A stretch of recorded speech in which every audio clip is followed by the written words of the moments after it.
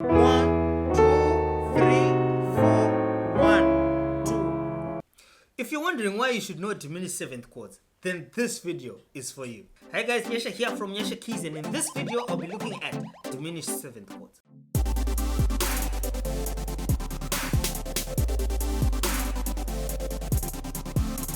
Alright, so before we get too excited, I'm gonna start off by showing you how these chords are formed, right? So let's say I want to form a C diminished seventh chord, right?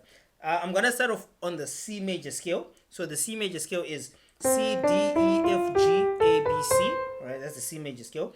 C major chord is 1, 3, and 5 of the C major scale, right? And then a C minor chord will be 1, flat 3, and a 5, and then you've got a C minor chord. A C diminished chord is gonna be 1, flat 3, flat 5, and then you've got a diminished triad. And then this is like the backbone, right? You know how a diminished triad is formed. Let's try out another scale. Let's say F sharp major scale, right? So F sharp major scale, 1, 3, 5 is going to be F sharp major, flat 3, F sharp minor, flat 3, flat 5, then you've got F sharp diminished, right? Let's go back to the key of C, right? If you want to think about it in terms of intervals, then it's going to be a minor third and a minor third. So what that means is C minor third has got 3 semitones. So 1, 2, 3, right? Then you're on E flat, then 1, 2, 3. Then you've got that C diminished again. Minor third and minor third. So this is a C minor interval, C minor third interval, E flat minor third interval, and then you've got a C diminished, right? Let's go to the key of G sharp, right? So that's 1, 2, 3, 4, 5, 6, 7, 1. You could use minor third, 1, right? And then you've got that G sharp diminished triad. Okay, so that's how diminished chords are formed. Diminished seventh chords are formed by 1, 3, 1, flat 3, flat 5, and double flat the 7. So what that means is 1, flat 3, flat 5, and that's 7. So 1, 2, 3, 4, 5, 6, 7. That 7 you double flat it. So that will be flat 7, double flat 7. Then you've got a C diminished 7. Alright. Let's try it B flat, right? B flat, 1, 2, 3, 4, 5, 6, 7, 1. Okay. 1, flat 3. Oh, sorry. 1, flat 3, flat 5, double flat 7. Then you've got that B flat diminished 7. If you want to think of it in terms of intervals again, you could use minor third plus another minor third will give you a diminished seventh chord. So you've got 1, minor third, then you've got that C diminished seventh. So minor third, minor third, minor third, right? And that's basically how they're formed. Last one, G, using minor thirds. Minor third, minor third. So you've got that G diminished seventh, right? So that's how diminished seventh chords are formed. Real easy because they've got the same interval between the notes, or you can think of them from the major scale, and you've got that 1, flat 3, flat 5, double flat 7. Alright, so that's how you form diminished seventh chord. Now, diminished seventh chords are actually quite easy to learn, and I'll show you why. Let's say we learn how to play a C diminished 7. Okay? And that's a C diminished 7. If we play everything a semitone up, we've got a C sharp diminished 7, then everything up again. So I'm just going one semitone. So C diminished 7, C sharp diminished 7, D diminished 7, going up a semitone, right? And then when we go up one more time, we come to this E flat diminished 7, right? And when we take a close look at this E flat diminished 7, we see that it contains exactly the same notes as the C diminished 7, all right? So C diminished 7 was C, E flat, F sharp, and A, right? And then when we get to diminished, E flat diminished, we've got E flat, F sharp, A, and C, right? right? So what that means is that C diminished 7 is exactly the same as E flat diminished 7, right? But with a different root note. So E flat diminished 7 is just an inversion of C diminished 7, right? And we can take it a step further and say F sharp diminished 7 is just an inversion of E flat diminished 7, which is just an inversion of C diminished 7, right? And lastly, A diminished 7, so this was F sharp diminished 7. A diminished 7, right, is an inversion of F sharp diminished 7, which is an inversion of E flat diminished 7, which is an inversion of C diminished 7, or in this case C diminished 7, right? So there are only technically 3 diminished 7th chords, and all the other diminished 7th chords that are there are inversions of these 3, right? Or yeah, I think that's the best way to explain. So the fact that there are only 3 diminished 7th chords and the rest are just inversions of those, you technically just have to learn 3 chords and their inversions, and then you know all 12 diminished 7th chords, right? So if I just learn C diminished 7, C sharp diminished 7, D diminished 7, then every other diminished 7, in this case, let's say F diminished 7, is just an inversion of D diminished 7, inversion of B diminished 7, right? So just learn the 3 diminished 7th chords and then learn the inversions of those chords, then you've learned all 12 diminished 7th chords. That's how easy they are. Anyways, I think we've established that there is. Alright, now that you know what diminished 7th chords are, how they are formed, and that there are only 3 diminished 7th chords and the rest are just inversions of these 3 chords, the next thing I want to look at is how these chords can be used. Right? So when you look at the major scale, you see that diminished 7th chords don't occur naturally in the major scale. So they are not diatonic to the major scale. So what do I mean by that? Let's say I'm in the key of C again. If I play a 1 as 7th, then it's gonna be a major 7th, 2, D minor 7, E minor 7 on the 3, D major 7 on the 4, G dominant 7 on the 5, A minor 7 on the 6, B minor 7 flat 5 on the 7, and then C major 7. So when you try to form the diatonic chords, of course there are other diatonic chords that are there, but when you play all the diatonic chords in the key of C, you see that none of them will be a diminished chord.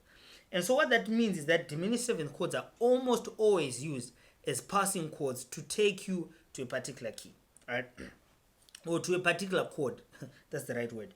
To take you to a particular chord, right? So a diminished 7th chord is usually used as a passing chord going to a minor chord, right? So for instance, if I want to go to an A minor, I could use an A flat, diminished 7, take me to that A minor, right? So I'm in the key of C. I want to go to that A minor. 2, 3, 4, 1, 2, 3, 4, 1. Now I'm going to put in that diminished 4, 1, 2, 3, 4, 1, 2, 3 again. 4, 1, 2, 3, 4, 1, 2, 3, 4. Okay, so one rule I always use is use the a diminished 7th chord, a semitone below the minor chord you want to resolve to or you want to get to. That's just the rule I use, and for me it works all the time. So use the diminished 7th chord that is a semitone below your destination chord, which will be a minor chord in this case, then you'll be fine, right? As a passing chord, that is, right? So again, the reason I used A flat is because it is a semitone below my destination chord. So A flat diminished 7, and in this case I'm using an inversion. If I was just to look at it like this, it would be a D diminished 7, but because I've got that A flat in my bass, I'll take it as an A flat diminished 7 to an A minor. Okay, so I could make it an A minor 7. Alright, so again, actually let me change keys in this case so that you can see it from a different perspective. So key of E, 1, 2, 3, 4, 5, 6, 7, 1. Okay, 1, 2, 3, 4, 1, the 6 is a C sharp minor, by the way. 1, 2, 3, 4, C sharp minor. 2, 3, 4, 1, 2. Now the diminished seventh I'm gonna use is gonna be a semitone away. In this case, it's gonna be a C. So I'm gonna use a C diminished 7, right?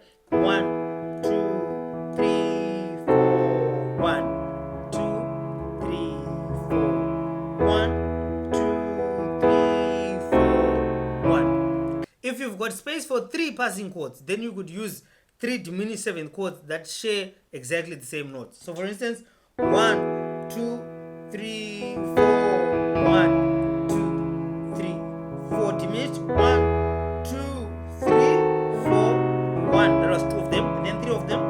4, 1, 2, 3, 4, 1, 2. Again, 4, 1, 2, 3, 4, 1, 2.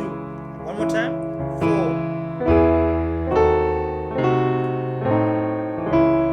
So all I'm doing is I'm just taking diminished 7th chords that are related to the diminished 7th chord that is a semitone away from my destination chord, and I'm using all of those as passing chords, right? So I could use this, I could use this, I could use this, and I could use this, because all of these, okay, all of these form this diminished 7th chord, right? So I could have one, so I could actually, let me see if I can get a better timing so I can have all of them. 1, 2, ding, ding, ding, ding, ding. So let's try that. 1, 2, 3, 4, 4. Now another really cool thing about diminished 7th chords is that every diminished 7th chord is a semitone away from every other diminished 7th chord. So what do I mean by that? Let's say I've got a C diminished 7, right? And if I pick a random chord, let's say I pick a B flat, right? And I play a B flat diminished 7. I'm just gonna play it with this hand here. Okay, what you will see that this A is a semitone away from this B flat. This is a semitone away from this. This is a semitone away from this. And this is a semitone away from that, right? If I choose another diminished 7, let's say I play a D. So I was playing a C. I'm not gonna play this one because it's got exactly the same notes. If I play this diminished 7, you can see that every note, this one is a semitone away from that. This one is a semitone away from that. This is a semitone away from that. And this semitone away from that, right? So every diminished 7th chord is a semitone away from every other diminished 7th chord. That's essentially what that means. And why that's important is because diminished 7th chords can flow easily into each other.